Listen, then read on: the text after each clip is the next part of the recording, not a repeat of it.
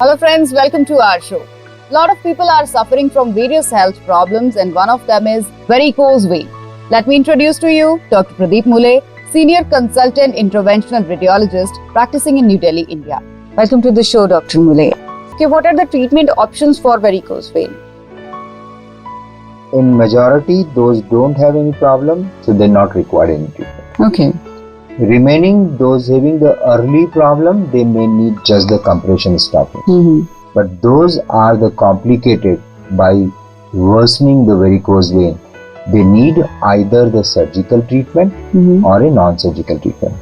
Initially, the people that do the surgical treatment, that technique is called the vein stripping surgery. Vein stripping surgery. Vein stripping surgery, yes. And in that they do the 1 or 2, 3 cut and they take out the main vein, which is the dilated and tortuous. So from where is that vein taken out? From the leg portion they on do the surgery. They do the surgery right from the ankle to the groin and they take out the vein.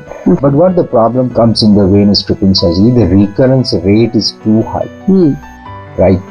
Once they taken out the vein, then again that comes very faster sometime. That again depend upon the grading of the varicose veins. So now the non-surgical treatments are available. That is the much better than the surgical treatments. In non-surgical treatment, the 2 options are there. One is the laser is there, and another is the radiofrequency ablation. Radiofrequency ablation is the latest kind of the treatment. RFA. Right, RFA. And this technique over the other techniques, right, surgical and other techniques, right, this is the one of the best technique is there today.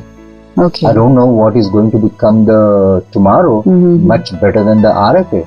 But RFA gives the overall the success rate about 98 to 99%. That again depend upon the grading of the varicose vein. And this required not much long hospitalization. This required just a 24-hour hospitalization. But this technique has to be done in the sedation. It needs some kind anesthesia. Of a mild anesthesia or a major anesthesia. Major is not required generally, right?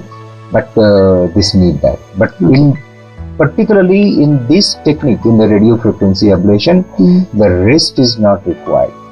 Okay, you can go to work next day. Even a radiofrequency ablation you done in the morning, so by late evening patient can start walk around and other things also, and within 1 or 2 days they can start driving and other things also. Okay, that's nice. And another advantage is there on this one, there is no stitches, no scar comes on this one. So this is one of the best non-surgical technique, which is called radiofrequency ablation. Radiofrequency ablation, yes. This seems to be very interesting because once you done the treatment to a person and he's able to walk by the evening, what's the procedure used for RFA? RFA is the radiofrequency ablation. This required just a 24-hour hospitalization. And normally we do that, right? We enter into this dilated vein through the ankle. Through the ankle. And this entry point comes the very small, not required even the stitches also. So no scar comes on that. Through that small entry, right, there's a radiofrequency ablation applicator is there. When the long thin instrument comes, right, that enter from there. And whatever the dilated veins are there, right from the groin to the ankle, we make the narrow.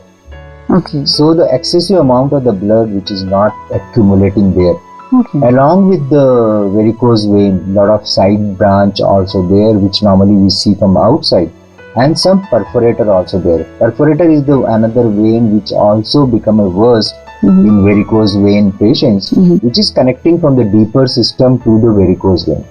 So that vein you also has to be closed or make a narrow. Once you make the narrow on this one, right, so they won't get the accumulated blood, so there all the problems go slowly because the swelling comes in the long time, but it takes time to go for it, like 1 week, 2 weeks, 3 weeks time. These are the technique for a radiofrequency ablation. Yeah, but doctor, a lot of people take this very lightly. They think that there's a mild pain in their leg and that it will go gradually, but they don't treat it. So what can happen if varicose vein left untreated? When the time passes, so this become a more worse and worse. A lot of people they think about this, medical management. I'm taking this medication, or a allopathic or a Ayurvedic medication, so I need the treatment. but is nothing happens by the medications, right? So if this become a more worse, if treated, not treated for a longer time, so what the comes, because this vein become a more dilated, and because of the slow flow in the vein may sometimes develop the clot. Okay. Particularly the blood clot, sometimes the 70% of the people, those suffering from the varicose vein, they don't know, right? And some people, they say, okay, go for a light massage or something. So that time is the very dangerous. This clot may detach and they go to the heart or lung also. Okay. So this is not a really good. This is quite risky. So this is the one thing is the clot if not treated, right? Another time this clot may sometime migrate to the deeper system. Okay. If it goes to the deeper system, deep vein is there, right? So that is called as a deep vein thrombosis. That is even difficult to treat. Even difficult to treat also, and particularly difficult to treat in a woman, because when the DVT is there, so normally doctors they start the blood thinner medications. Okay. If the blood thinner medication is there, when their next menses comes, because of the blood thinner, they get the massive bleeding also. Okay. So that time difficult to manage the dose for a blood thinner also, to whether you should treat the DVT or treat the other conditions, right? So that's the another problem comes. Okay. Another time these are the venous clot. So venous clot get easily infected. Okay. That is known as the thrombophlebitis. So it's very important to cure that. Yeah, sudden onset of the severe pain comes, swelling comes, redness comes. These are the sign of thrombophlebitis. Okay. So these are the main problem comes, right? And another problem comes when the venous ulcer is there. So venous ulcer, non-healing ulcer, getting the superadded infection also, and because of the less oxygen in these veins, may sometimes they develop the skin infection also. Okay. So these are the secondary infection, that these are the like fungal infection comes, right? So this fungal infection also is not a good.